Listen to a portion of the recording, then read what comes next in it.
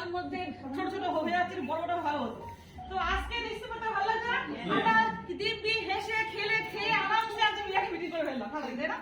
তো প্রত্যেক মাসে এই মিটিংটা আমাদের স্মরণ করিয়ে দেয় যে আমরা কতটা ভালোভাবে কাজ করছি। এটা আমিও এর মধ্যে রয়েছি বিশেষ করে, কারণ আমাদের টিমকে কজন 1 লাখে ঢুকতে পারলো, তাই না?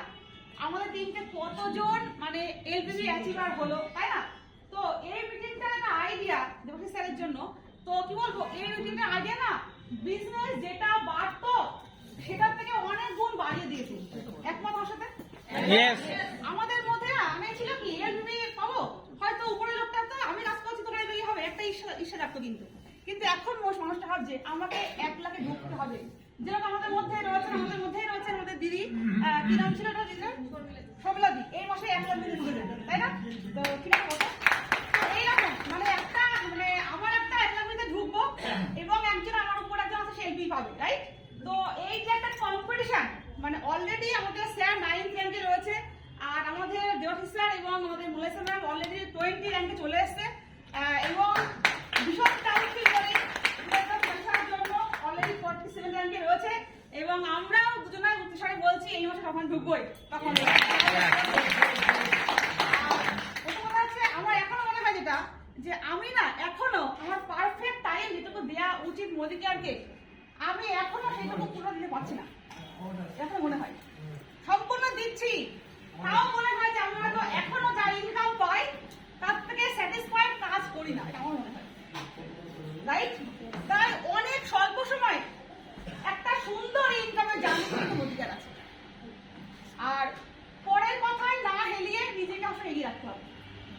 আপনি কাউকে জয়েনিং করিয়ে পারচেজ করাবেন, টিমটাকে ছোট থেকে বড় করবেন, তার জন্য আপনাকে কিন্তু উপরে আজকে আমাদের স্বাধীনতাকে আমাদের ইনকাম দেবে। আপনি ফোন করে পাচ্ছেন না কেন, ও চলছে না, ও করছে না, তাদের ইনকাম দেবে না কিন্তু, তাই না? আপনার কাজ কিন্তু সলভ করা। তাই কি হচ্ছে না ঝামেলাগুলো বন্ধ করে দিয়ে প্রত্যেক জায়গায় সমাধানের চেষ্টা করুন, ব্যবসা বাড়বেই। আমরা প্রত্যেকজন আছি, যখন আমরা বছর শুরু করেছিলাম তখন হয়তো 1-2 জন মিলিয়ে ছিল।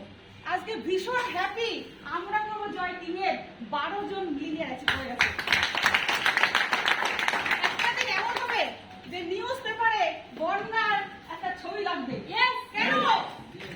আমরা বলি কি হয়েছে, আসুন দেখুন কি হয়েছে, কেন আজকে লাখাপতি আজকে প্রচুর সমাগম হয়েছে, হবে একদিন আসবে নিউজ পেপার, তাই না?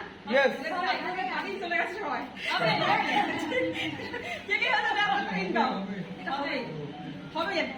কালকে বাইক আছে না, রাইট? প্রত্যেকে বাইক নিয়ে একটা দারুণ জিনিস হয়েছে, অনেকে লাইভ করেছেন, অনেকে ভিডিও করেছেন, খুব সুন্দর লাগছে। ওই হলে মানে ওই মাঠে একদিন গাড়ি এমন হবে না, গাড়ি আপনার দেখা হবে, তাই না? যেটা হচ্ছে আপনি যেটা মন থেকে অ্যাচিভ করবেন সেটা করতে পারবো, তার মধ্যে অদম্য তীব্র আকাঙ্ক্ষা ইচ্ছা থাকা দরকার। আর প্রচন্ড অনেস্টি একদম। আমি ছোট থেকে ব্যবসা বাণিজ্য বড় হয়েছি, আমি দেখেছি বাবা কত সৎ ব্যবসা করতে, অসৎ লোকের জায়গা অধিকার নেই।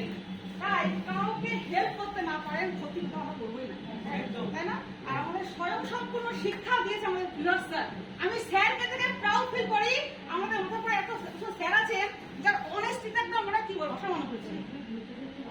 আর আমাদের স্যার দেবশিস স্যারের মেরাও তো কোনো তুলনা নেই, যেরকম গ্লোয়িং হাসি সেরকম তার জন্য ফুল টিমটা, রাইট? তো ওয়েস্ট বেঙ্গলের মধ্যে নাম্বার 1 টিম কিন্তু হবে আমার মধ্যে,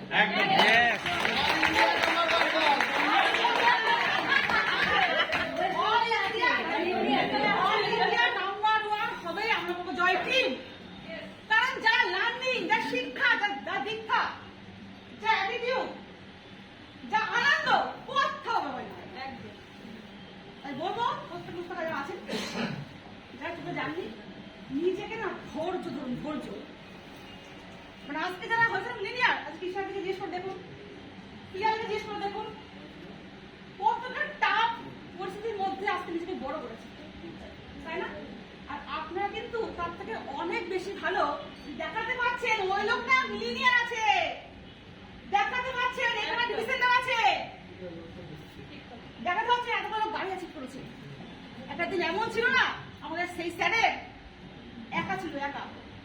না ছিল কিনে কোনো গাড়ি, না ছিল নিজের কোনো ভালো গাড়ি, না ছিল কিনতে মিলিয়ে, তাই না? সেই দিন যদি উনি আজকে থেকে কাজটা করতে পারে, আজকে এতগুলো 12 জনের মিলিয়ে আমাদের বের করে দিয়েছে। এই বছরেও প্রচুর মিলিয়ে বেরোবে, যেরকম নিজেকে পুজো করি না, রাইট? ঠিক পুজো করার মতোকে মোদিকে করবো। আর আমি দেখেছি সারাদিন কাজ করেও অনেক কিছু করতে পারে না, কিন্তু প্ল্যানিং করে কাজ করে না, তার ধারে কাজ করতে পারে। আপনি সারাদিন কাজ করলেন, রেজাল্ট জিরো, কিছু হবে না। আপনাকে কাউন্সিলিং করুন, রেগুলার ফোন করুন, বেরোন, আবার আসুন, আবার কাউন্সিলিং করুন, আবার কাজ করুন, দেখবেন দারুণ কাজে যাবে। আর সংঘবদ্ধতা অনেকটা অনেক এগোয়। আমরা কিন্তু একা কিছু করতে পারবো না। আজকে প্রিয়ালি সুন্দর কথা বলেছে, একা কিছু আমরা জানা নেই, আমি কতদিন ফিল আপ করবো, রাইট? তাই হিরো নিজে না হয়ে টিম ফিল বানাতে হবে। আমি বিষয়টাই না বলে এখন লেট হয়ে যাচ্ছে, এখন শেষ করে দিচ্ছি। এটুকু বলবো যে আজকে দেখুন মোদি কেয়ারটা আমার লাইফে একদম কি বলবো, একদম ভগবানের দান। চাকরি পেলে পুরুষ হিসেবে পেতাম না, আর লাইফ আমার হাজবেন্ডকে শুনুন, ও ভালো বাড়ি বাড়ি বলে যে ওর এখনো মনে হয় যে চাকরি বাকরি ছেড়ে ভালো হয়। এখনো মনে হয় যে এখন যদি কোনো 5 লাখ টাকা ইনকাম করে মানে এক কোটি হয়ে যায়, ও মানে এক কোটি স্কুল যাওয়া বলবে, মানে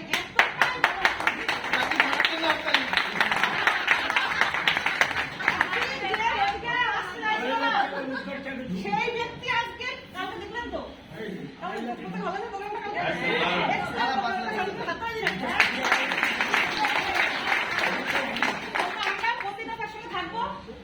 সবাই হেল্পিং মোডে থাকবো, প্রত্যেকে অনেস্টলি চলবো, আমরা বড় জায়গা যাবই। প্রত্যেক সুন্দর কাজ করুন, এই কাজ 15 দিন ফাটাফাটি কাজ করে আমরা পরের মাসে আবার এখানে আসবো। Thank you all. আর স্যার আব্দুল স্যারকে বলছি, ম্যাডামকে বলছি, এই মাসে ব্যবসা অনেক বাড়বেই, আর তোমাদের কাছে আসবোই।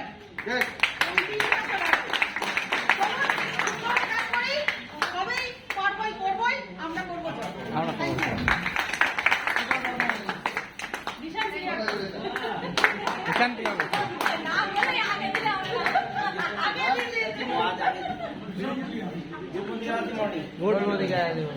যা বলার তো কালকে হয়েছে, তাই তো?